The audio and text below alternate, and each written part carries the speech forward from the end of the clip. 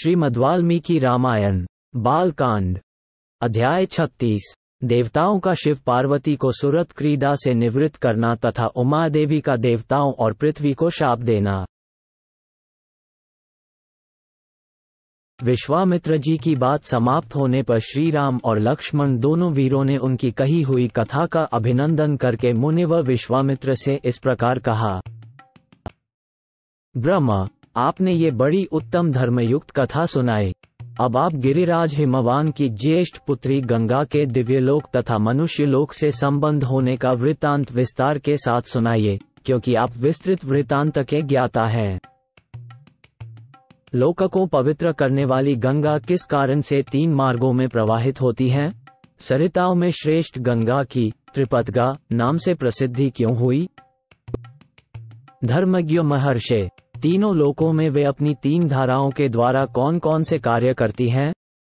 श्री रामचंद्र जी के इस प्रकार पूछने पर तपोधन विश्वामित्र ने मुनिमंडली के बीच गंगा जी से संबंध रखने वाली सारी बातें पूर्ण रूप से कह सुनाई।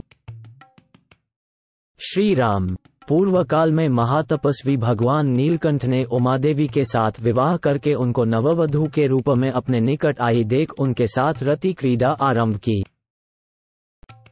परम बुद्धिमान महान देवता भगवान नीलकंठ के उमा देवी के साथ क्रीड़ा विहार करते 100 दिव्य वर्ष बीत गए।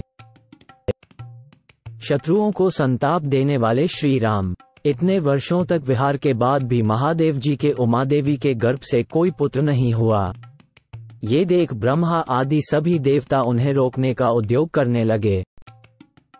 उन्होंने सोचा, इतने दीर्घकाल के पश्चात यदि रुद्र के तेज से उमा देवी के गर्भ से कोई महान प्राणी प्रकट हो भी जाए तो कौन उसके तेज को सहन करेगा?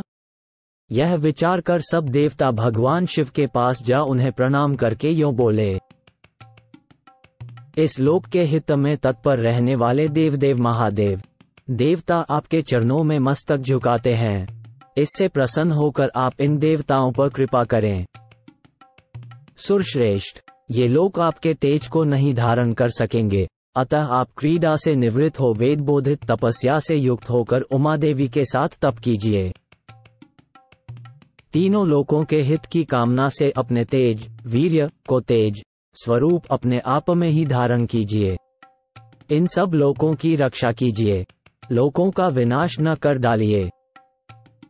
देवताओं की यह बात सुनकर सर्वलोक महेश्वर शिव ने बहुत अच्छा कहकर उनका अनुरोध स्वीकार कर लिया।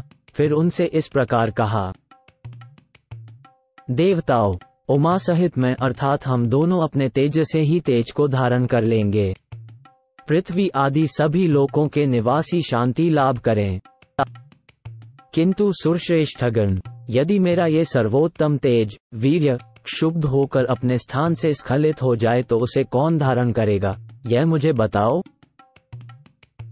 उनके ऐसा कहने पर देवताओं ने वृषभध्वज भगवान शिव से कहा, भगवान, आज आपका जो तेज क्षुब्ध होकर गिरेगा उसे ये पृथ्वी देवी धारण करेगी।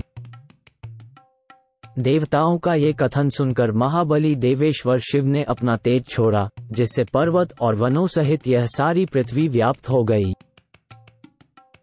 तब देवताओं ने अग्निदेव से कहा, अग्नि, तुम वायु के सहयोग से भगवान शिव के इस महान तेज को अपने भीतर रख लो।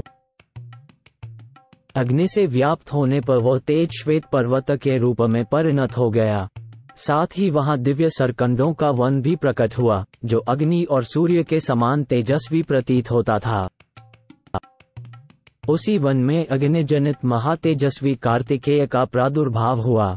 तदनंतर ऋषियों सहित देवताओं ने अत्यंत प्रसन्नचित होकर देवी उमा और भगवान शिव का बड़े भक्तिभाव से पूजन किया। श्री राम, इसके बाद गिरिराज नंदिनी उमा के नेत्र क्रोध से लाल हो गए। उन्होंने समस्त देवताओं को रोषपूर्वक शाप दे दिया। वे बोली, देवताओं, मैंने पुत्र प्राप्ति की इच्छा से पति के साथ समागम किया था, परंतु तुमने मुझे रोक दिया। अतः अब तुम लोग भी अपनी पत्नियों से संतान उत्पन्न करने योग्य नहीं रह जाओगे। आज से तुम्हारी पत्नियां संतानोत्पादन नहीं कर सकेंगी, संतानहीन हो जाएंगी। सब देवताओं से ऐसा कहकर उमा देवी ने पृथ्वी को भी शाप दिया, भूमे, तेरा एक रूप नहीं रह जाएगा। तू बहुतों की भार्या होगी। खोटी बुद्धि वाली पृथ्वी, तू चाहती थी कि मेरे पुत्र न हो, अतः मेरे क्रोध से कलुषित होकर तू भी पुत्र जनित सुख या प्रसन्नता का अनुभव न कर सकेगी। उन सब देवताओं को उमादेवी के शाप से पीड़ित देख देवेश्वर भगवान शिव ने उस समय पश्चिम दिशा की ओर प्रस्थान कर दिया। वहां से जाकर हिमालय पर्वत के उत्तर भाग में उसी के एक शिखर पर उमादेवी के साथ भगवान महेश्वर तप करने लगे। लक्ष्मण सहित श्री राम, यह मैंने तुम्हें गिरिराज हिमवान की छोटी पुत्री उमादेवी का विस्तृत वृतांत बताया है।